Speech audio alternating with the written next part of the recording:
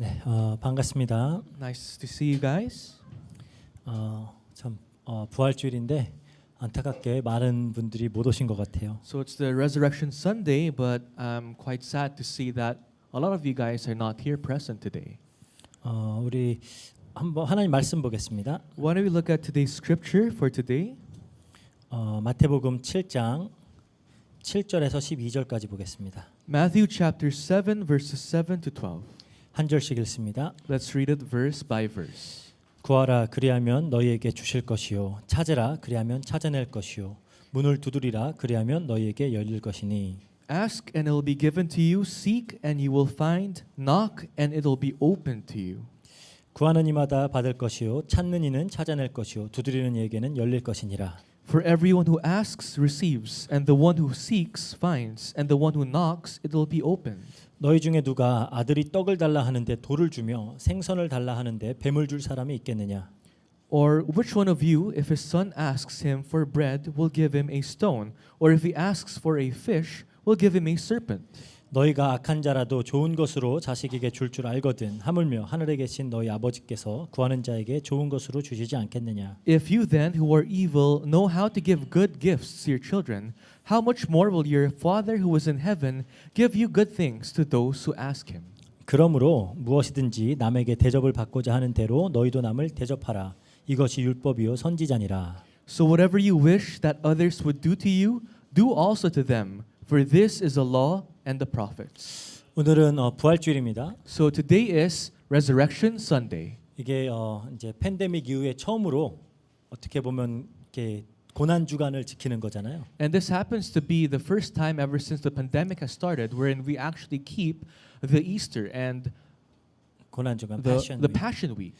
그래서 그런지 이 필리핀 사람들의 종교성을 다시 한번 확인할 수 있는 시간이었어요. And I got to really get the chance to recheck the religiosity of the Filipinos. 저희가 거주하는 안티폴로 지역에는 이제 매년 이제 홀리 윅마다 사람들이 안티폴로 대성당까지 걸어가는 행사를 하죠. And in the place where I reside, Filipinos would use this time of the week to walk all the way to the cathedral in Antipolo. 올해에는 뭐 신문 보니까 한 600만 명이 참여했다 For 그러더라고요. this year, news would report that 6 million people gathered in Antipolo for this. 600만 이거 말이 되는 숫자입니까? 6 million, it seems so simple, but the numbers is very vast. 근데 이렇게 걷는 이유가 예수님의 고난에 자기가 참여하기 위해서래요. And they say the reason why these people walk is that they want to participate in the sufferings that Christ endured. 뭐 대부분 이 수도권에 있는 사람들이 참여하겠죠. And of course, many people who live in the cities would try to join this 이제 service. 출발하는 지역에 따라서는 길게는 10시간까지 걸어서 온다 그럽니다. And depending on where they're located, some people can reach up to 10 hours walking. 이렇게 무리를 지어서 걷는 사람들 중에는 맨발로 행사에 참여하는 자들도 많이 있어요. And amongst the crowd, some people would participate in this barefoot. 올해는 이 카톨릭 교회에서 굉장히 적극적으로 이렇게 참여를 권유했어요. And this year, the Catholic Church really encouraged its people to join this practice. 그래서 이렇게 해서 예수님의 고난에 좀 참여하겠다 이거죠. And so these people, all they want is simple, to really participate in the passion and suffering of Christ. 뭐 조금 더 극단적으로 가는 사람들은 이제 자기 등을 채찍으로 치는 이런 것들을 보셨을 겁니다. And you would see some people who would go through extreme lengths wherein they would whip their own backs. 정말로 등이 이렇게 막 피범벅이 돼서 돌아다녀요. And you would see people walking with bloody backs. 그리고 십자가에 스스로 못 박히는 경우들도 있죠. Or people who would volunteer themselves to crucify themselves at the cross. 그러니까 정말로 못이 손을 관통해서 나무에 박혀요. And you would actually see the nails protruding the wood of the cross. 발은 안 하더라고요. But they won't attempt it on their feet. 어쨌든 그래서 평상시에는 이렇게 우리 필리핀 사람들을 대하다 보면 그렇게 뭐 종교적이다라는 느낌은 크게 못 받아요. But if you skip the Holy Week and go back to the regular days, you don't really see Filipinos that religious. 그런데 이런 주요 홀리데이들 이럴 때 보면 이들 안에 얼마나 깊이 종교성이 자리 잡고 있는지를 다시 한번 보게 됩니다. But during religious festivals, you would really get to check once again how religious they are. 그러니까 이 카톨릭 종교가 얼마나 깊이 이들의 삶과 문화까지 침투했는지 이게 정말 무섭기까지 해요. And when you really see how the Catholic religion infiltrated the tradition and culture of the Filipinos, it's quite scary at times. 정말 복음이 이렇게 들어가면 얼마나 좋을까 이런 생각을 해봤습니다. And I'll ask, if only the gospel entered their lives instead of religion. 그러면서 생각해 본 게 만약 예수님이 그렇게 막 걸어 올라가는 그 모습들을 보셨다면 스스로 채찍질하고 있는 모습을 보셨다면 뭐라고 하셨을까라는 생각을 해봤어요. And I tried to imagine what would Jesus feel or say when he saw these Filipinos walking up the hills of Antipolo, whipping themselves, crucifying themselves. 아마 이 성전을 정화시키셨을 때처럼 이 긴 행렬을 막아서시면서 이 외식하는 자들아라고 소리 지르셨을 것 같아요. And I think Jesus Christ might have reenacted what he did during the cleansing of the temple, telling them, "You guys are hypocrites." 그러니까 복음을 복음으로 깨닫지 못하고 종교로 받아들이면 이렇게 되는 거예요. This is what happens when people do not recognize gospel as the gospel, rather into religion. 우리는 산상수훈을 통해서 계속 이 외식하는 자들에 대해서 배우고 있습니다. During the Sermon of the Mount lectures, we've dived deeply into hypocrites. 복음을 이 진리를 깨닫지 못하고 잘못된 신앙 생활에만 빠져 있는 자들을 계속 보고 있잖아요. We're looking into the lives of people who fail to understand the true gospel, rather immersing inside religion. 이 눈이 성하지가 않아서 참된 가치를 보지 못해요. And because their eyes are bad, they cannot find and understand the value of the gospel. 그러니까 그냥 하나님 앞에 열심으로 행한다고 하면서 오히려 멸망으로 치닫고 있는 이런 사람들을 우리가 계속 보고 있습니다. And we continuously see the lives of people who zealously try to approach God on their own, but they're actually headed towards destruction. 정말 그렇게 열심히 그런 고난에 동참하는 종교 의식에 참여하는 시간에 성경을 좀 제대로 공부하면 좋을까 얼마나 좋을까 이런 생각이 들어요. And it'll be better than them spending their time zealously doing religious activities. Rather, flip another page of their Bible. 자, 이곳에 함께 모여서 예배하는 우리 필리핀 안디옥 교회 성도님들은 정말 말씀을 통해 진리를 깨닫으시길 바랍니다. I truly pray that the Philippine Antioch Church members gathered here today will understand the truth with the Word of God.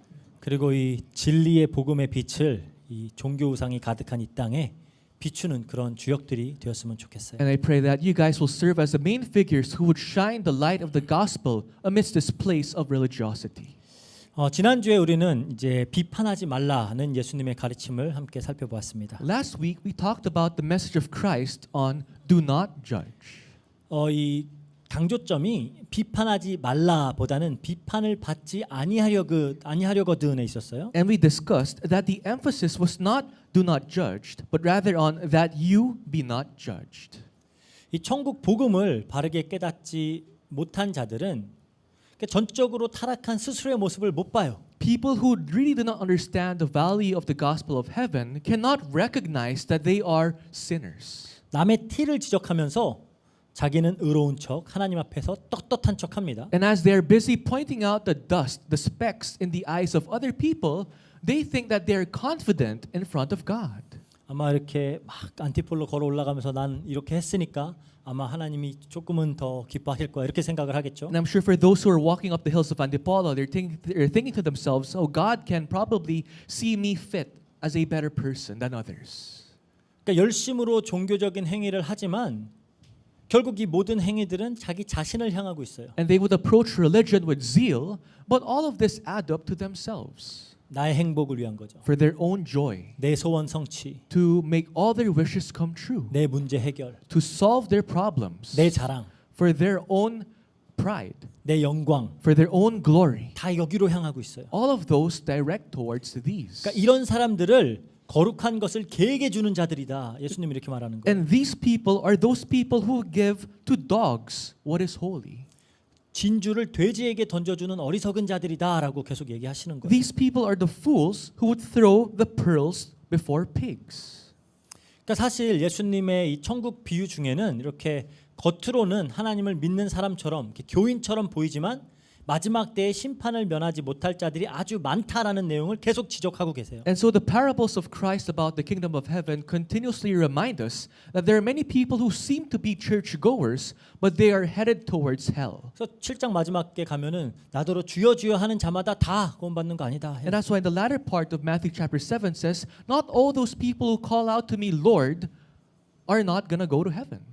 그러니까 쉽게 말하면은 가짜 성도, 가짜 교인들이 많다는 거예요. And so there's so many fake Christians, so many fake churchgoers. 이들은 심판을 받게 되죠. And these people will receive judgment in their lives. 비판을 받게, 심판, 비판 같은 말이에요. 그걸 받게 되는 거예요. So they will be judged, they will be criticized. 그래서 그거를 받지 아니하려거든이라고 말하는 겁니다. And that's why if you do not want to receive these, 즉 하나님 나라를 상속받을 자들은 천국 복음을 깨닫고 가난한 심령으로 애통함으로 온유함으로 긍휼함으로 하나님 앞에 서는 자들이에요. for those people who will inherit the kingdom of God, you must approach God with broken spirit, mourning heart in front of him. 그들은 이 심판, 이 비판을 받지 않고 천국을 유업으로 받게 됩니다. These people will not be judged, they will not be criticized, and they will receive heaven as their inheritance. 이런 의미에서 이 하나님과의 바른 관계에 있기 위해서 우리는 타인을 비판하면 안 된다라고 하는 거예요. And in this line, we should not judge others. 즉 우리가 지난주에 다루었던 내용은 이 타인과의 관계에 대해서도 이야기하지만 궁극적으로는 하나님과의 관계하는 법을 가르치는 겁니다. And so last week's sermon was not only about our relationship with our neighbors, but also our relationship with God. 근데 우리가 기억해야 될 게 있어요. But there's something that we must remember. 이 성도들이 하나님과 바른 관계 속에 있는지 아닌지는 그들이 타인과 어떠한 관계를 맺는지의 모습으로 드러나요. One way you can see if a saint has a good relationship with God is when you look at how they have their relationships with other people. 마태복음 25장 40절 볼게요. Let's read Matthew chapter 25 verse 40. 임금이 대답하여 이르시되 내가 진실로 너희에게 이르노니 너희가 여기 내 형제 중에 지극히 작은 자 하나에게 한 것이 곧 내게 한 것이라 하시고 그래요. And the king will answer them, truly I say to you, as you did it to one of the least of these my brothers, you did it to me. 지금 이제 예수님이 말씀하시는 비유로 말씀하시는 거예요. So Jesus is giving an example with a parable. 그러니까 오늘 본문도 좀 이 맥락 안에서 살펴봐야 된다라는 겁니다. And that means we must look into today's scripture in the same line. 오늘 12절에 그러죠. Let's look at verse 12 of today's scripture. 그러므로 무엇이든지 남에게 대접을 받고자 하는 대로 너희도 남을 대접하라. 이것이 율법이요 선지자니라 그래요. So whatever you wish that others would do to you, do also to them, for this is the law and the prophets. 근데 그러므로로 시작을 하죠. It says, so whatever. 그러니까 뭐 영어로는 so 아니면 뭐 therefore 이렇게 시작을 하는 거예요. It starts with so or therefore. 그러니까 이 본문의 내용 17절에서 11절을 정리하는 말이잖아요. So this kind of summarizes the previous verses. 그런데 7절부터 11절을 보면은 사실 이 12절과 전혀 연관이 없는 말 같아요. But you might think if you read verses 7 to 11, it's not really related to verse 12, you might ask. 7절에서 11절은 좋은 아버지 되시는 하나님이 구하는 자에게 좋은 것으로 주신다는 내용이잖아요. Because from verses 7 to 11, it talks about a good heavenly Father who will give to those who seek and ask and knock. 근데 갑자기 대접을 받고자 하는 대로 남을 대접하라? But then all of a sudden it says, so whatever you wish that others would do to you, do also to them. 이게 연결이 돼요? How does these two parts relate? 근데 그러므로 therefore 하고 이 얘기를 한다니까요. But then Jesus says, therefore, or so, then said this verse to us. 그러니까 이걸 어떻게 이해하는지가 관건이에요. So how we understand and comprehend verse 12 is very important. 우리가 이 11절을 보통 이 황금률이라 그래요. 골든 룰이라 그래요. Because verse 11 is usually told to us as the golden rule.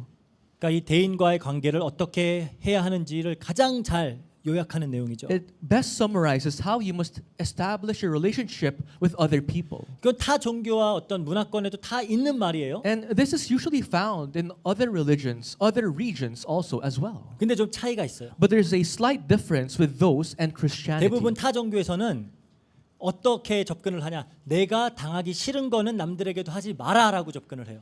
How the other religions approached the golden rule is that if you don't want to receive such treatment, don't do the same to other people. 그러니까 좀 수동적인 내용이죠. 내가 이런 대우를 받지 않기 위해서라는 접근이에요. So it's very passive. So if you do not want to receive such from other people, then don't do such actions to 근데 others. 예수님의 가르침은 오히려 능동적입니다. But the teachings of Christ is active. 대접을 하고자 하는 대로 남을 대접해라예요. It says in verse 12, so whatever you wish that others would do to you, do also to them. 그러니까 어떻게 누굴 대접해야 되는지에 대해서 얘기하는 거예요. It talks about how you must treat other people. 어떤 대접을 받지 않기 위해서 뭐를 피하는 걸 말하는 게 아니에요. Rather than focusing on what you must avoid so you'll receive such treatment, it focuses on how you must treat others first. 그리고 그렇게 대접하는 것을 율법과 선지자다라고 말씀하세요. And treating others in such way is the law and the prophets. 성경 전체를 얘기하고 있다는 거예요. This means this Bible verse talks about the whole Bible. 그럼 이 율법을 요약하면 그 핵심이 뭐죠? What is the summary of the laws?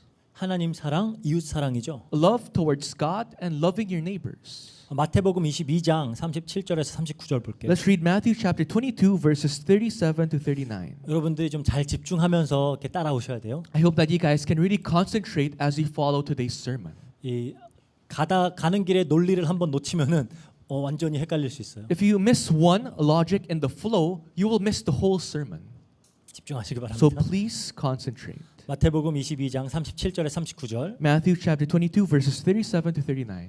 예수께서 이르시되 내 마음을 다하고 목숨을 다하고 뜻을 다하여 주 너의 하나님을 사랑하라 하셨으니 이것이 크고 첫째 되는 계명이요 둘째도 그와 같으니 내 이웃을 내 자신과 같이 사랑하라 하셨으니 그래요. And he said to him, You shall love the Lord your God with all your heart and with all your soul and with all your might. This is the great and first commandment. And a second is like it. You shall love your neighbor as yourself. 그러니까 대접받고자 하는 대로 대접해라. 이것이 율법과 선지자다라고 했어요. So prior to that, it says in verse 12 of today's scripture, So whatever you wish that others would do to you, do also to them. For this is the law and the prophets. 근데 율법과 선지자의 핵심은 하나님 사랑, 이웃 사랑이에요. And the main essence of the law and the prophets is love of God and love of neighbors. 그런데 사도 바울은 또 이걸 어떻게 설명하죠? But how does Apostle Paul explain this? 로마서 13장 8절입니다. In Romans chapter 13 verse 8. 피차 사랑의 빚 외에는 아무에게든지 아무 빚도 지지 말라. 남을 사랑하는 자는 율법을 다 이루었느니라. 그래요. Owe no one anything except to love each other, for the one who loves one another has fulfilled the law. 여기서는 하나님 사랑은 빠지고 이웃 사랑만 이야기하면서 이거 하면은 율법 다 지켰다 그래요. In this verse, it does not talk about love of God. It only talks about the love towards each other.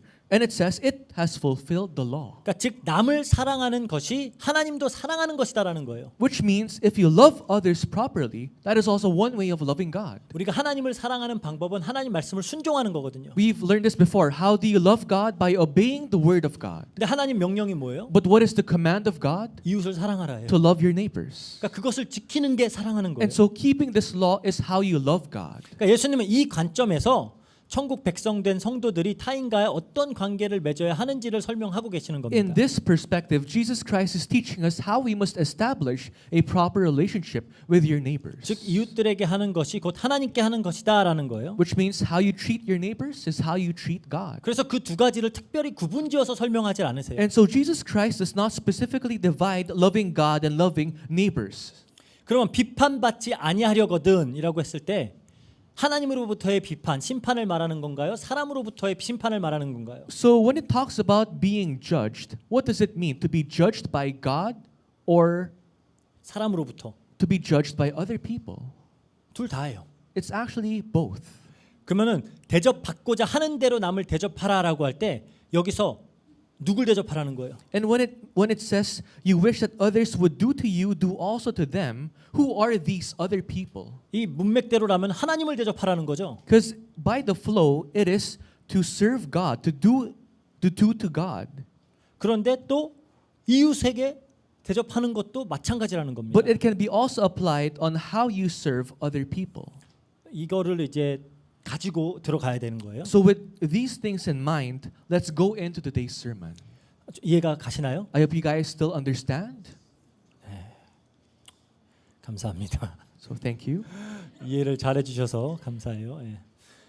오늘 본문은 우리가 너무 잘 알고 좋아하는 본문이죠. But today's Bible verse is a Bible verse that we're very familiar with, and we love this. 7절에서 8절. Verses 7 to 8. 구하라 그리하면 너희에게 주실 것이요 찾으라 그리하면 찾아낼 것이요 문을 두드리라 그리하면 너희에게 열릴 것이니 구하는 이마다 받을 것이요 찾는 이는 찾아낼 것이요 두드리는 이에게는 열릴 것이라. Ask and it will be given to you, seek and you will find, knock and it will be opened to you. For everyone who asks receives, and the one who seeks finds, and the one who knocks it will be opened. 너무 좋죠. You love this so much.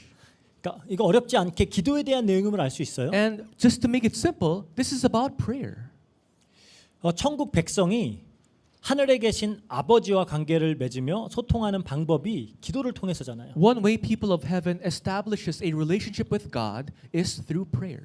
그런데 우리 경험을 비추어서 생각해 볼 때 정말로 구하는 대로 다 주어졌나요? But based from our experiences, does God really give to you everything you ask and seek? 찾을 때 찾았어요? When you tried to seek, was it given to you? 문을 두드리면 다 열리던가요? When you knocked the doors with prayer, did all doors open? 가고 싶은 학교 다 가고 가고 싶은 직장 다 가고 막 그래요? Did you go to the dream school you've been praying for, the dream jobs you've been praying for? 그러지 않잖아요. No. 저는 개인적으로 안 그래요. For me, at least personally, that did not happen. 생각해 보면 제가 지금까지 구했던 수많은 청원들 중에 정말로 응답으로 주어졌던 것, 그 구한 그대로 주어진 거는 굉장히 극소수예요. And if I think about it, amongst all the prayers that I desperately seeked, there's only a few that actually were answered. 왜 그럴까요? Why do you think so? 간절함이 부족한 걸까요? Is it because I lacked the desperation? 아니면 제가 인내심이 부족해서 응답 받을 때까지 계속 구해야 되는데 도중에 포기해서일까요? Or did I lack patience wherein I should have prayed a little bit more until God answered but I failed to do so? 오늘 이 본문과 평행 구절이 있어요. There's a very parallel scripture from today's scripture. 누가복음 11장에 등장합니다. It's found in Luke chapter 11. 거의 오늘 우리가 다룬 내용들하고 거의 같아요. It's actually very similar to what we've discussed so far. 이제 기도에 대한 아주 흥미로운 비유가 하나 등장합니다. A very interesting parable on what true prayer is. 그러니까 먼저 산상수훈처럼 이 주기도문을 가르치세요. Just like the Sermon of the Mount in the book of Luke, it first teaches the Lord's Prayer. 그리고 오늘 본문 같이 구하라, 찾으라, 두드리라 이게 나옵니다. And it talks about the asking, the seeking, and knocking, just like today's scripture. 근데 이 두 가르침 사이에 비유 하나가 들어가 있어요. But in between the Lord's Prayer and the three types of asking, there is a parable in between. 이게 밤늦게 찾아온 벗이 떡 세 덩어리를 빌려달라고 하는 그 비유입니다. And this is the parable of the friend who visited an evening asking for 3 loaves of bread. 우리 누가복음 11장 5절에서 8절까지 볼게요. Let's read Luke chapter 11 verses 5 to 8. 또 이르시되 너희 중에 누가 벗이 있는데 밤중에 그에게 가서 말하기를 벗이여 떡 세 덩이를 내게 구워 달라. 내 벗이 여행 중에 내게 왔으나 내가 먹일 것이 없노라 하면 그가 안에서 대답하여 이르되 나를 괴롭히지 말라. 괴롭게 하지 말라. 이 문이 이미 닫혔고 아이들이 나와 함께 침실에 누웠으니 일어나 내게 줄 수 없노라 하겠느냐. 내가 너희에게 말하노니 비록 벗됨으로 인하여서는 일어나 주지 아니할지라도 그의 간청함을 인하여 일어나여 요구대로 주리라 그래요. It says, and he said to them, which of you has a friend, will go to him at midnight and say to him, friend, let me 3 loaves. For a friend of mine has arrived on a journey, and I have nothing to set before him. And he will answer from within, do not bother me, the door is now shut, and my children are with me in bed. I cannot get up and give you anything. I tell you, though he will not get up and give him anything because he's his friend, yet because of his impudence, he will rise and give him whatever he needs. 여기서 간청이라고 하는 단어, 영어로는 impudence라고 딴 데는 audacity 이렇게 하는데 이게 번역된 단어가 헬라어로 아나데이아라고 하는 단어예요. This word impudence, or in other words, audacity, in Greek is anadeia.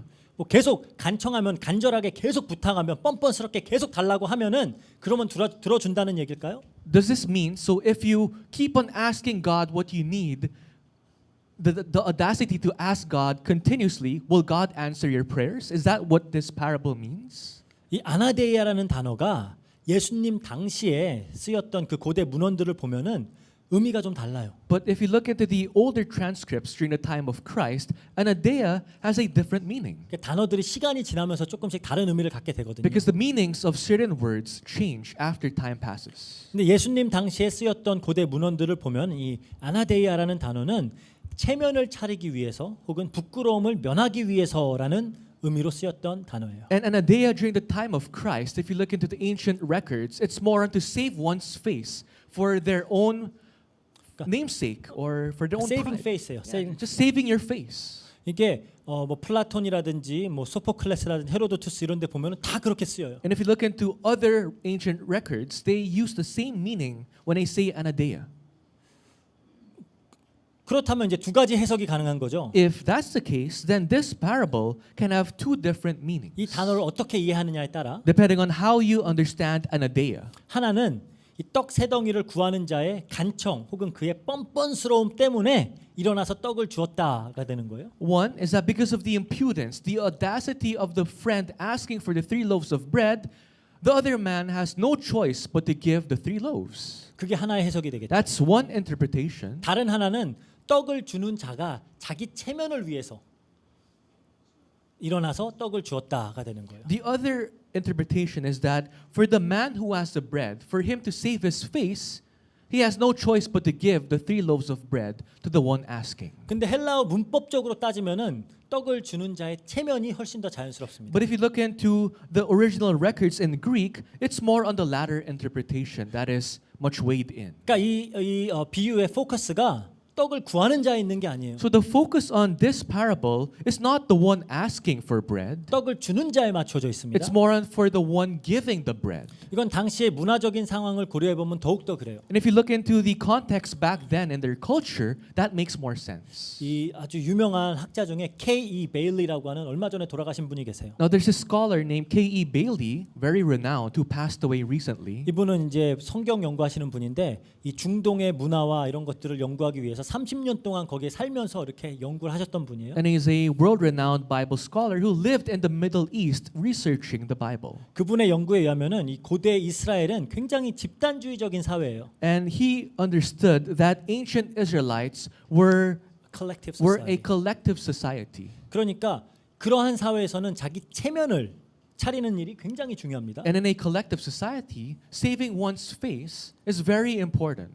그래서 이 마을 중심으로 보통 공동체 생활을 했기 때문에 뭐 결혼식이나 장례식이나 이런 한 가정의 행사는 마을의 전체의 행사로 여겨졌대요. And because they lived in clusters in one town, many of the major events in towns took place as a community. 그리고 그렇게 행사에 찾아온 방문객들 역시 한 가정의 손님보다는 마을 전체의 손님으로 여겨졌던 거예요. And the visitors who would visit the town's festival were considered a town's guest, not only a family's guest. 그리고 중동에서는 이 손님을 잘 대접하는 것이 굉장히 중요한 덕목입니다. And in the Middle East, how you treat your visitor is very important.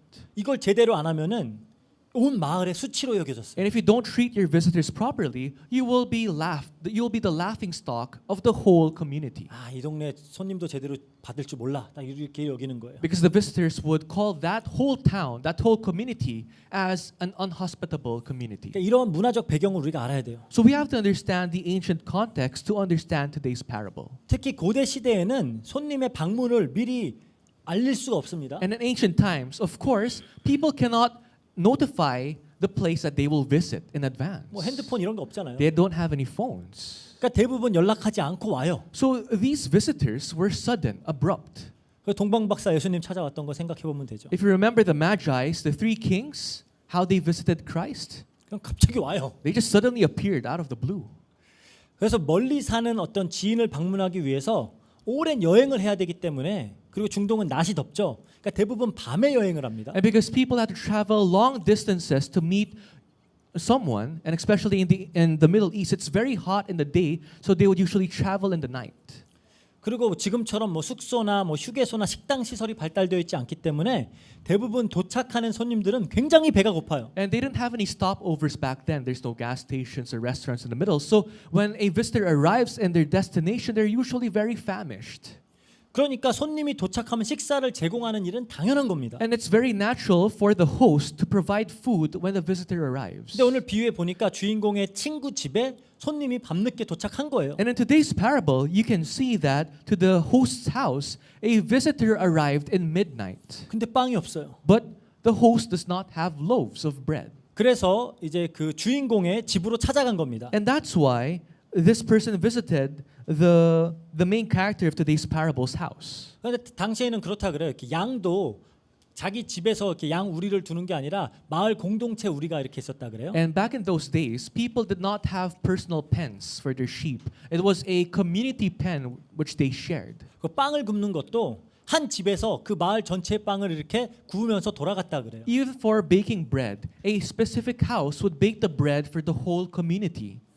그러니까 이 주인공의 친구가 손님을 받은 날은 주인공의 집에서 빵을 구웠던 날인 거예요. So for the main character's friend, the main character, it was that day when he baked the bread for the whole community. 근데 비유를 잘 읽어보세요. 지금 이 주인공의 친구는 찾아와서 간청하거나 막 좀만 줄래 그러지 않아요. But the friend of the main character, the friend is the one asking for the bread, is not asking repeatedly for bread. 그냥 당연하다는 듯이 와서 빵 3개 내놔 이러는 거예요. But it's as if it's very normal for him to ask for bread. He's basically asking, give me 3 loaves of bread. 그래서 보세요 한번. 그렇잖아요. Try to read the parable. He's not begging for bread. He's just asking for it right away. 그리고 고대 친구라는 이 관계도 정말 형제처럼 가까운 그런 사람들을 말하는 겁니다. And back in the days when you call someone your friend, he's more like a brother, a blood-related brother to you. 그러니까 문화적인 배경이나 문맥이나 원어를 다 살펴봐도 막 친구가 간청해서 혹은 너무 뻔뻔하게 그래서 떡을 받아낸 게 아니에요. So if you look at the context, the history back then, and even what it says in the Bible, the friend did not, the main character did not give the friend the bread because the friend repeatedly asked for bread. 그게 아니라 오히려 친구는 주인공이 당연히 빵을 줄 것이라고 믿고 가서 요구한 거고 그 요구를 거부하는 것은 체면이 상하고 수치를 당하는 일이기 때문에 일어나서 준 겁니다. Rather, the friend visited the main character to ask for bread, not to beg for bread. So for the main character to save his face, naturally he had to give bread to his friend. 그러니까 예수님 질문도 그거잖아요. 누가 너무 늦었으니까 못 줘라고 하겠느냐? 그런 거잖아요. So that is the same question that Christ gave, just because it's late, why wouldn't someone be able to give bread to that person? 그러니까 뉘앙스가 그렇잖아요. So that's what it says. 그러니까 이 비유의 내용은 기도하는 자의 어떤 간절한 태도에 대한 내용이 아니라 기도를 응답하는 분의 과의 관계를 얘기하는 거예요. So this parable does not talk about the sincerity or the desperation of the one praying. Rather, it talks about the relationship that person praying has with God who can answer the prayer. 주기도문도 마찬가지죠. Just like the Lord's Prayer. 하늘에 계신 우리 아버지요. 그걸로 시작하잖아요. It starts off by saying, Our Father in heaven. 즉 하나님을 아버지라고 부를 수 있는 자들이 그 관계 안에서 구하는 내용들이에요. Which means a prayer is what a person who has a relationship with God, his heavenly Father, can ask. 그 예수님의 비유 역시 친구라는 관계 그리고 당시에 그 사회 안에서 맺고 있는 공동체라는 관계 때문에 당연히 구하는 바가 주어져야 되는 걸 말하는 겁니다. And even in the parable earlier, because of the already established relationship they had as friends, naturally they can rightfully ask for bread. 그리고 나서 등장하는 오늘 본문도 마찬가지예요. And it's the same thing with today's scripture. 구하고 찾고 두드리는 것이 주어지는 이유가 뭐예요? What is the reason why God will give you what you ask, seek, and knock? 응답하시는 아버지가 좋으신 분이기 때문이에요. Because the one who answers us, our heavenly Father, is a good Father.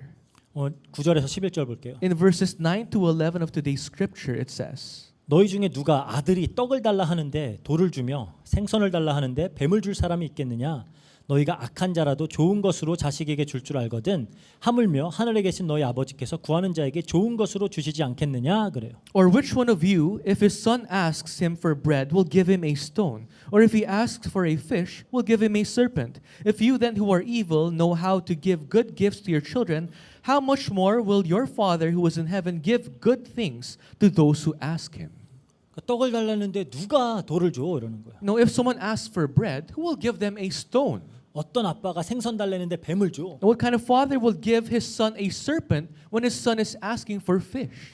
물론 뭐 살아있는 뱀 주는 게 아니겠죠. Well, maybe of course the father will not give him a live serpent. 이게 뱀은 그 당시에 이제 정결하지 않은 그런 걸로 여겨졌기 때문에 하는 얘기예요. The reason why serpent was added here in today's verse is because serpents back then was of course an unclean animal. 어쨌든 그렇게 하는 아버지는 없다라는 거예요. Basically, there's no father who will give such things to his son. 악한 아버지라도 우리 죄 가운데 빠진 모든 아버지는 다 악한 아버지거든요. And evil fathers, all men who are under sin are evil fathers. 그 악한 자들도 자식에게는 좋은 것을 주는 게 도리인데 But even those evil fathers, it's their nature for them to give good things to their sons, children. 너무나도 좋으신 하늘에 계신 아버지께서 얼마나 더 좋은 것으로 주시겠느냐 하는 거예요. And how much more for our God, our Father in heaven, how much more good things will He give to those who ask Him? 그러니까 사실 무엇을 구하는가가 중요한 게 아니라 구하는 대상과 그 좋은 하신 아버지와 어떤 관계가 형성되어 있는지 이게 중요하다라는 겁니다. So what's important is not what you ask your father. It's the relationship you have with the father who gives what is good to you. 아버지라면 특히 그것도 하늘에 계신 그 좋으신 아버지라면 자녀에게 무엇이 좋은지 너무나 잘 알고 계세요. If he is your father, especially if he's the heavenly father who knows what's best for you, he will give you what is good for you. 그러니까 우리가 구하는 기도가 종종 응답되지 않는 이유가 뭘까요? And what is the reason why majority of our prayers are not answered? 뭔 것 같아요? What do you think is the reason? 아버지가 보시기에 좋지 않은 것을 구하고 있기 때문이에요. Because our Father God concluded that what you are seeking and asking is not good for you. 그래서 아빠가 돼 보니까 알 것 같아요. And as a father myself, I can now understand. 우리 다은이는 맨날 초콜릿, 사탕, 뭐 컵케이크, 도넛, 막 설탕 잔뜩 들어간 거 그거 맨날 달라 그래요. Because my three daughters, all they ask for are sugary treats like chocolates, cupcakes, all those sweets. 그거 원하는 대로 다 준다면은 제가 좋은 아빠일까요? And if I actually give my daughters every single thing that they ask, am I really a good father? 뭐 이렇게 핸드폰 달라 그래요? They ask me, buy me phones. 걔네가 그거 뭐 하겠어요? What can they do with phones at their age? 뻔한데. I can already know what they'll do. 그거 주면은 그게 좋은 아빠예요? And if I give them whatever they ask, am I a good father? 우리 나은이가 아기 때 한참 악어에 빠져 있을 때가 있었어요. There was a time when my second daughter, Naeun, was so into crocodiles. 생일 선물로 악어 한 마리 달라고 하면은 그거 사다 주면 제가 정신이 제대로 박힌 아버지겠어요? And if she asked me for crocodiles for her birthday gift, and I actually give her a crocodile, am I really a normal father?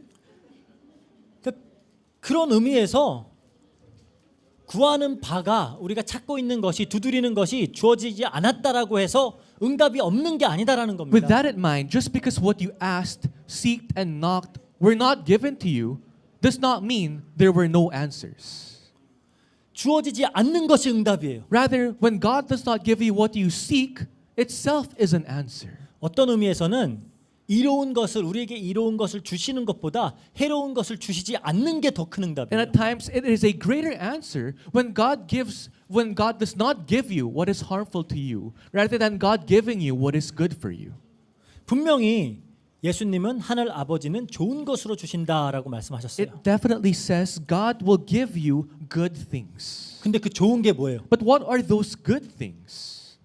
좋은 게 뭐예요? What are those good things that our Heavenly Father will give you? 아까 그 평행구절 누가복음 11장에 보면은 다 똑같은데 이 좋은 것이 무엇인지를 알려줘요. In the parallel verse, Luke chapter 11, it's the same thing, but it actually tells us what is the good thing our Heavenly Father will give you. 누가복음 11장 13절 볼까요? Let's read Luke chapter 11, verse 13. 너희가 악할지라도 좋은 것을 자식에게 줄 줄 알거든 하물며 너희 하늘 아버지께서 구하는 자에게 성령을 주시지 않겠느냐 하시니라 그래요. If you then who are evil know how to give good gifts to your children, how much more will the Heavenly Father give the Holy Spirit to those who ask Him? 아버지께서 구하는 자에게 주시는 좋은 게 뭐예요? What is the good thing that the Heavenly Father will give to those who ask? 뭐예요? What is it?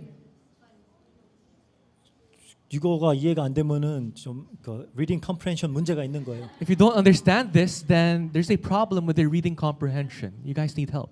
좋으신 아버지가 주시는 좋은 게 뭐예요? What is the good thing that the good Heavenly Father gives you? 성령이죠. The Holy Spirit.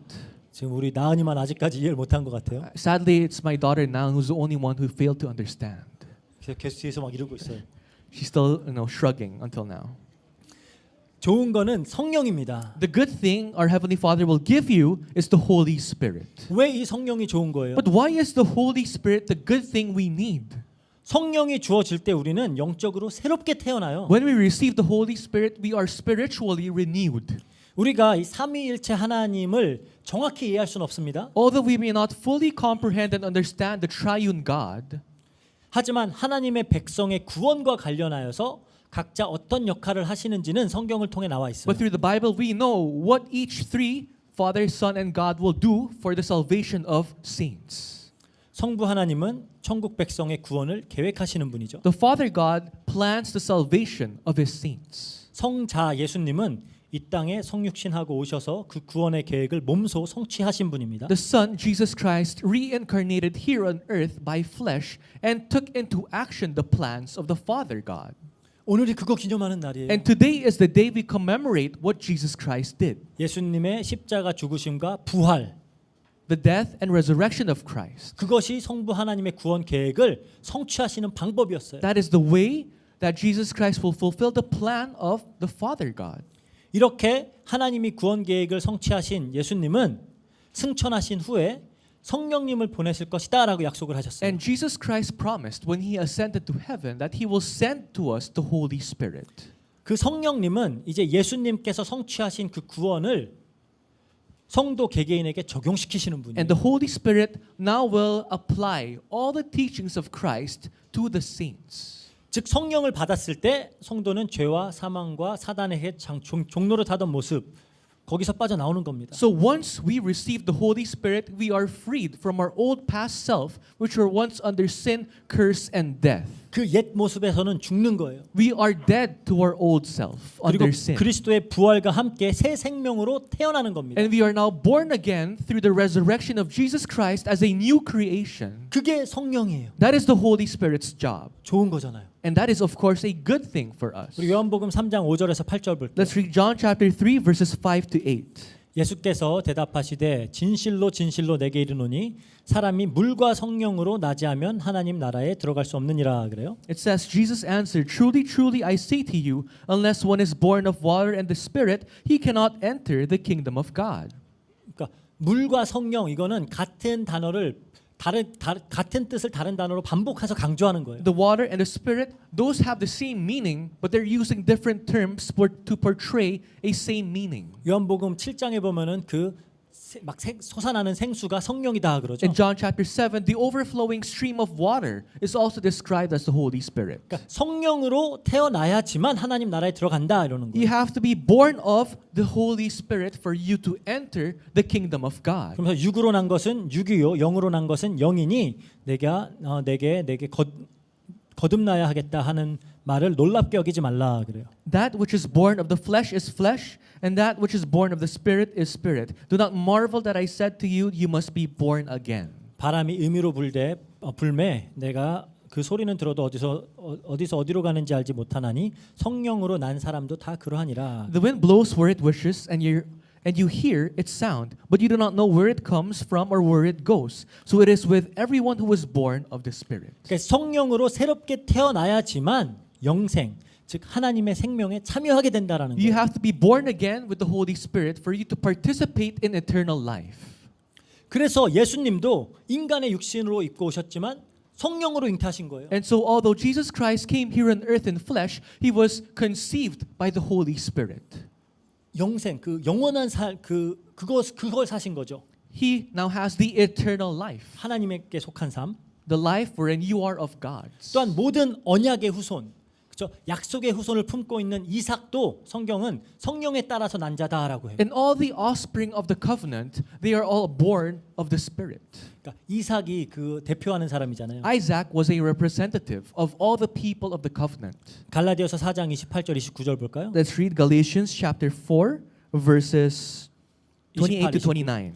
형제들아 너희는 이삭과 같이 약속의 자녀라. 그러나 그때 육체를 따라 난 자가 성령을 따라 난 자를 박해한 것도 성령을 따라 난 자를 박해한 것 같이 이제도 그러하도다 그래요. Now you brothers, like Isaac, are children of promise. But just as at that time he who was born according to the flesh persecuted him who was born according to the Spirit, so also it is now. 그러니까 육체를 따라 난 자가 이스마엘이죠. So though that person who was born of the flesh is Ishmael, 성령을 따라 난 자는 누구예요? then who was the one born of the Spirit? 이삭. Isaac. 이삭은 모든 언약 백성들을 담고 있어요. Isaac contains all the offspring of the covenant in him. 그러니까 성령님이 주어짐으로 우리는 새롭게 태어나서 천국 백성이 되는 겁니다. When you are given the Holy Spirit, you're born again as people who will be people of the kingdom of God. 하나님의 언약 백성으로 편입이 되는 거예요. You are now moved, transferred to the line of the covenant. 그래서 성령을 받는 사건을 보고 성령 세례다라고도 표현을 해요. So once you receive the Holy Spirit, that is also called the baptism of the Holy Spirit. 그러니까 여러 번 다뤘듯이 세례가 뭐죠? So we talked about this numerous times. What is baptism? 예수님의 십자가 죽음과 함께 우리가 죽는 거예요. Wherein you die along with the death of Christ at the cross. 예수님의 부활과 함께 새롭게 태어나는 겁니다. And through his resurrection, we are also born again. 그래서 성령을 통해 이제 그리스도 한 몸이 되는 거예요. And with the Holy Spirit, we're now one body with Jesus Christ. 우리 스포츠 페스트 할 때 얘기했었죠. We talked about this in the message of the Sports Fest. 성령을 통해 그리스도와 한 몸 연합이 되는 겁니다. Through the Holy Spirit, we're now one body with Jesus Christ. 그리고 성령이 오심으로 우리는 하나님이 거하시는 성전이 돼요. And once the Holy Spirit dwells inside of you, you become the temple of God, the dwelling place of God. 고린도전서 6장 19절입니다. In 1 Corinthians 6 verse 19. 너희 몸은 너희가 하나님께로부터 받은 바 너희 가운데 계신 성령의 전인 줄을 알지 못하느냐? 너희는 너희 자신의 것이 아니라. Or do you not know that your body is a temple of the Holy Spirit within you, whom you have from God? You are not your own. 그러니까 좋으신 하늘 아버지는 이 성령님을 자녀에게 주시는 분이에요. So our heavenly Father who is good, what does he give? He gives the Holy Spirit to his people. 그리고 그 성령님이 하는 일이 어디 거기까지입니까? And is what the Holy Spirit can do for you limited? 아니죠. 예수님께서 성령님이 오시면 우리와 영원히 함께 하겠다라고 약속하셨어요. When Jesus Christ said he will send us the Holy Spirit, he also says he will be with you until the ends of the world. 그러니까 사실 임마누엘의 약속을 성취시키시는 분이 성령님이에요. So, it's the Holy Spirit who fulfills the promise of Emmanuel. 예수님이 육신으로 계시면 우리가 계속 함께 하실 수가 없습니다. If Jesus Christ remained here on earth in his flesh, he cannot be with us until the end. 그런데 이제 성령님으로 우리와 함께 하시면서 우리를 가르치시고 또 예수님의 가르치심을 생각나게 하겠다 그랬어요. But Jesus Christ, after sending us the Holy Spirit, will be with us, will teach us, will nurture us, will make us remember all the teachings of Christ. 그리고 성도를 진리 가운데로 인도하시겠다. And will lead all his saints to the truth of God. 요한복음 16장 13절 14절 볼게요. In John chapter 16 verses 13 to 14. 그러나 진리의 성령이 오시면 그가 너희를 모든 진리 가운데로 인도하시리니 그가 스스로 말하지 않고 오직 들은 것을 말하며 장래일을 너희에게 알리시리라. 그가 내 영광을 나타내리니 내 것을 가지고 너희에게 알리시겠음이라 그래요. When the Spirit of truth comes, he will guide you into all the truth. For he will not speak on his own authority, but whatever he hears, he will speak, and he will declare to you the things that are to come. He will glorify me, for he will take what is mine and declare it to you. 장래를 알게 하겠다는 게 막 점쟁이처럼 미래를 알겠다 그게 아니에요. So when he says he will declare to you the things that are to come, the Holy Spirit is not like a shaman or a fortune teller who will tell you what will happen in the future. 그게 아니라 우리는 우리 장래일 알잖아요. We know what is to come for us. 우리는 천국 백성으로 하나님과 영원히 그 새로운 하늘과 땅을 누릴 것임을 알잖아요. As people of the kingdom of heaven, we will know that we will enjoy heaven in the time which is to come for us. 그러니까 성령님은 늘 성도들 안에서 그들과 함께 하십니다. So the Holy Spirit will always be with his saints. 진리로 가르쳐서 진리로 인도하시는 분이에요. Will teach them to the truth. 그러니까 우리가 많이 강조하는 그 성도의 성화, 거룩하게 되어지는 그 모든 과정을 이끌어 가시는 분이 성령님이에요. So we always emphasize sanctification when a saint becomes holy. And who does this? It's the Holy Spirit. 그래서 하나님의 뜻대로 거룩하고 흠없는 백성으로 완성시켜내는 And 겁니다. he will complete us to become holy and blameless according to the plan and will of God. 그러니까 이거보다 더 좋은 선물이 어디 있어요? So what better gift is there for us? 그래서 사실 우리 천국 백성들에게 있어서 참 기도 응답은 성령님이에요. So the best and true prayer answers for saints is the Holy Spirit. 사실 다른 거 필요 없어요. We don't need anything else. 사실 우리가 주기도문을 통해서 배웠던 이 성도가 구해야 할 모든 것들 다 어떻게 응답으로 주어져요? How are all the things that we seek in the Lord's Prayer answered to us? 다 성령님을 통해서 우리에게 주어지는 They're 거예요. all given to us through the work of the Holy Spirit. 그런 의미에서 이 참 천국 백성들에게는 이미 최고 응답이 다 주어진 겁니다. With that being said, to all saints here, the best answer has already been given to us. 너무 좋으신 아버지이기 때문에 가장 좋은 것으로 응답하세요. And because our Heavenly Father is so good, He also answers us to what's best for us. 구한 대로 찾는 대로 두드린 대로 주시는 게 아니라 훨씬 좋은 것으로 응답하시는 He 분이에요. does not give you simply with what you ask, seek, and knock, but He gives you to what's best for you. 즉 중요한 것은 정말 이 하늘 아버지와 이 아버지와 자녀라는 관계가 형성되어 있느냐예요. But the most important thing now is, do you have a proper relationship with God as your father and you as his child? 그다음 이렇게 이 이야기를 하신 다음에 이걸 정리하시면서 그러므로 무엇에든지 남에게 대접을 받고자 하는 대로 너희도 남을 대접하라. 이것이 율법이요 선지자니라 그래요. Because after saying all these, Jesus Christ says, so, or therefore, whatever you wish that others would do to you, do also to them. 이게 어떻게 연결이 되죠? Now you might ask once again, how are these two parts connected? 그러니까 먼저 하나님과의 관계 안에서 이해를 해봐야 되겠죠. First, you must understand it in the relationship that you have with God. 우리가 어떻게 하는 것이 하나님을 바르게 대접하는 걸까요? How should we act to properly serve God? 어떻게 해야 돼요? What must we do? 지금까지 하늘 아버지와 그 자녀들 간의 관계를 얘기했기 때문에 그렇죠? 이 질문부터 해봐야 되겠죠. Up until now, we talked about our proper relationship with God. Now we must know how we must act. 참 성도된 우리가 하나님으로부터 어떤 대접을 받았어요? As true saints, what did we receive from God? How were we treated by God? 어떤 대접을 받고자 하죠? And what kind of treatment do we want from God? 자녀로서 대접을 받기를 원하죠. We want to be treated like His children. 그러면 자녀라면은 그에 걸맞게 아버지로 대해야 되겠죠. Then as His child, we must treat Him like our Father. 그리고 우리가 어떤 대접을 받았죠? How were we treated? 성령님, 가장 좋은 성령님으로 대접받았잖아요. We were given with what's best, the Holy Spirit. 그렇다면 우리는 하나님께 무엇을 내어놓아야 하나님을 바르게 대접하는 걸까요? Then what must we give to God for us to properly treat Him? 받고자 하는 대로 대접하라고 했으니까 우리는 이 받은 성령을 내어놓아야 되는 겁니다. Because it clearly says, do as you what others would do to you, then we must also do the same to God. 성령님을 받았으니까 성령님을 내어놓아야 돼요. If you receive the Holy Spirit, you must also give the Holy Spirit to God. 이게 무슨 말이에요? What does that mean? 하나님은 당신의 백성들이 거룩하고 흠이 없이 지어가길 원하시죠. God wants His people to be built as holy and blameless. 성령님은 그 일을 성도 안에서 하시는 분이죠. Once again, the Holy Spirit is the one who works inside of His saints. 그 열매를 내어놓으라는 거예요. Now, God only wants one thing from you. Show me the proof, the fruits of the work of the Holy Spirit in your life. 갈라디아서 5장 22절에서 25절 볼게요. In Galatians chapter 5, verses 22 to 25, it says, 오직 성령의 열매는 사랑과 희락과 화평과 오래 참음과 자비와 양성과 충성과 온유와 절제니 이 같은 것을 금지할 법이 없느니라. 그리스도 예수의 사람들은 육체와 함께 그 정욕과 탐심을 십자가에 못 박았느니라. 만일 우리가 성령으로 살면 또한 성령으로 행할지니 그래요. it says, but the fruit of the Spirit is love, joy, peace, patience, kindness, goodness, faithfulness, gentleness, self-control. Against such things there is no law. And those who belong to Christ Jesus have crucified the flesh with its passions and desires. If we live by the Spirit, let us also keep in step with the Spirit. 그러니까 성령님으로 우리를 대접하신 하나님께 대접하는 방법은 이 성령을 내어놓는 거예요. How we must treat God who served us, who treated us by sending us the Holy Spirit, we act the same. We give Him the fruits of the Holy Spirit. 성령님과 함께 하는 걸 내어놓는 겁니다. We show to Him that we are abiding with the Holy Spirit.